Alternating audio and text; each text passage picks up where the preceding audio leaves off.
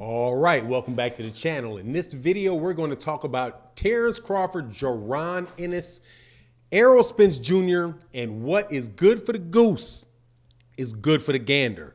Let's talk about that in this video.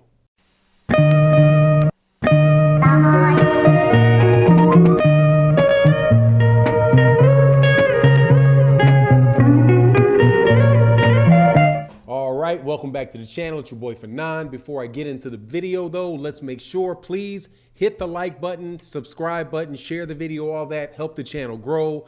And please, if you wouldn't mind, please listen all the way to the end of the video. All right, let's get to it. This is more of the welterweight division conversation. And in this particular video, I'm making it, and I gotta say, little bit irritated. We really had what I think is a great announcement yesterday that ERROL Spence Jr. will be able to fight Ugas for the WBA super title. And as a result, will if he's able to beat Ugas Gamboa, and they said the fight should be in the first quarter, either late first quarter or early second quarter, so the March-April time frame. But if ERROL Spence Jr. is able to get past Ugas, which is not a guaranteed thing, Ugas is a good fighter, we will then be one fight away from the undisputed title in that division, right? Which is a Terence Crawford fight. Something that ERROL Spence Jr. says that he wants to do, and in a route that he said that he was taking and wound up being right where he said he was going to be, cleaning up his side of the street and then fighting Terence Crawford for the WBO belt. However, there is another young man that is entered into this scenario and is by many people considered to be the third best welterweight in the division. And it is a young guy, upstart young challenger named Jaron Ennis out of the great city of Philadelphia, Pennsylvania. He, over the last week, several times on tape, has said that he wants to fight Terence Crawford. He wants to fight ERROL Spence Jr., and he believes that he is ready right now. He said on multiple occasions that he is ready to fight Terence Crawford right now, and that he believes that he can do anything Terence Crawford can do. I can do better. He said he thinks he's bigger, faster, stronger, smarter than Terence Crawford, that he know, and he's the kind of guy that can do exactly what Terence Crawford can do. He can fight in the southpaw position. He can fight in the orthodox position. Very, very, very good fighter who says that he wants to fight Terence Crawford. Now, he said that he will take a fight against any one of the champions that'll give him a fight. So my thing is this, and this is in the part of the video where I share my opinion. And let me take one step back and say again that I was a little bit disappointed, not a little bit, a good bit disappointed, not amazed, but disappointed with the reaction that Terence Crawford fans had to this unification fight happening with ERROL Spence Jr. The way that I see it, that means the fight with Terence Crawford is that much closer. ERROL gets one more win. He's got 3 belts, and then automatically he's right on the hook to fight for the undisputed title. But that is not the reception that a good number of Terence Crawford fans gave the announcement.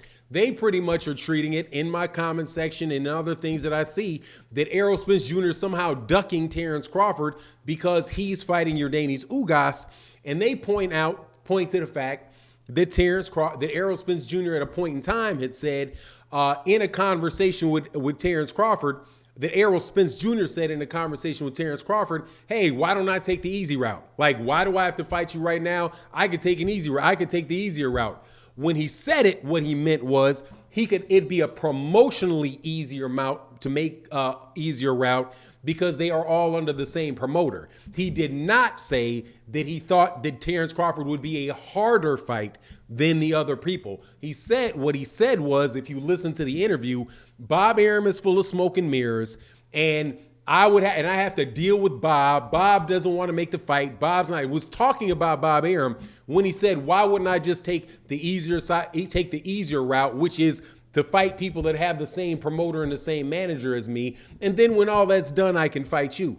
However, people chose to interpret it as they thought that these were easier fighters, and he was trying to fight easier fighters than Terence Crawford.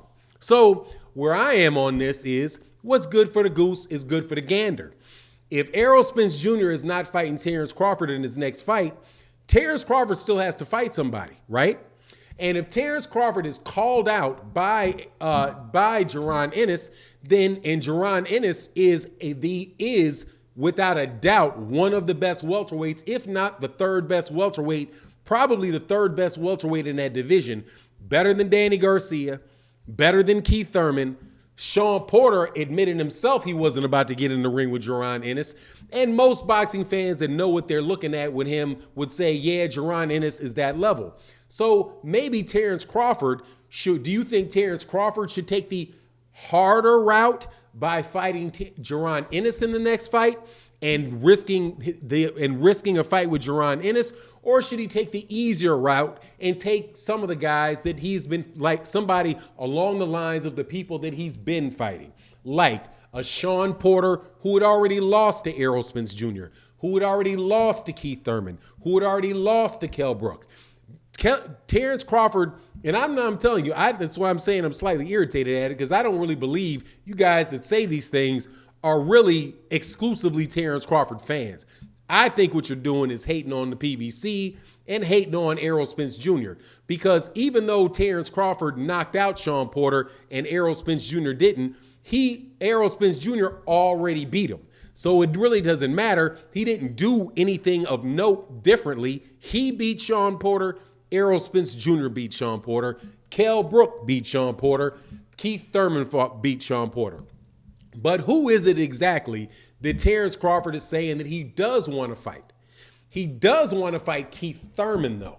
So if you have a choice between Keith Thurman that says you need 8 months, he needs 8 months to fight Terence Crawford, and Jaron Ennis, who says that he's ready to fight him now, which is the harder route? Which is the easier route?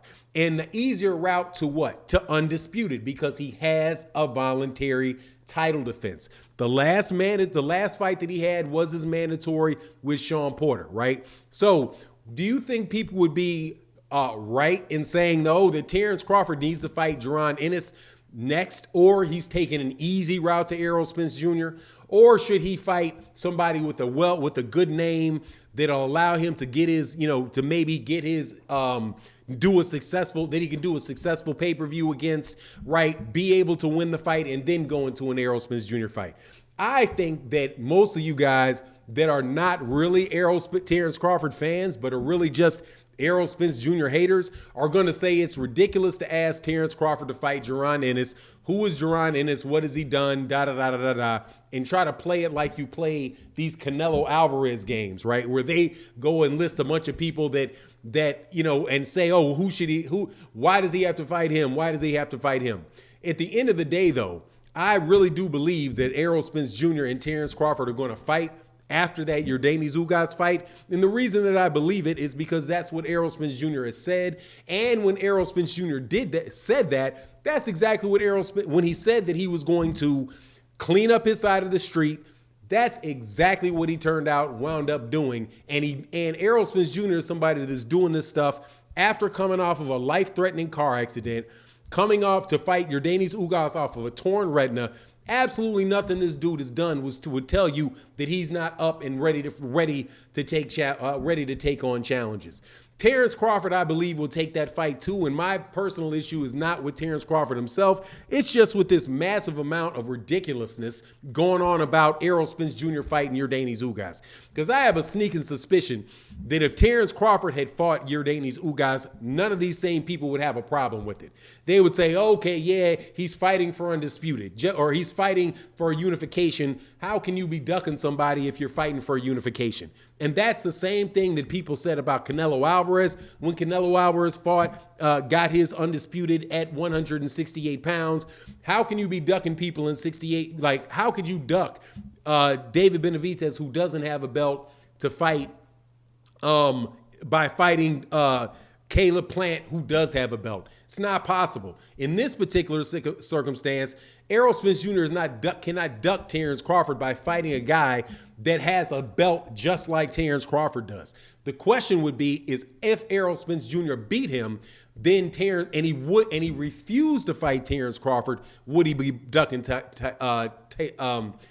Crawford? But in any regard, if Terence Crawford gets called out by a young, capable fighter who's in his rankings, right, and Terence Crawford doesn't fight him, would he be ducking him? Would you think it's unreasonable for him not to take that fight? That's my question. But anyway, you let me know what you think in the comment section. And with that, I'm out. Peace.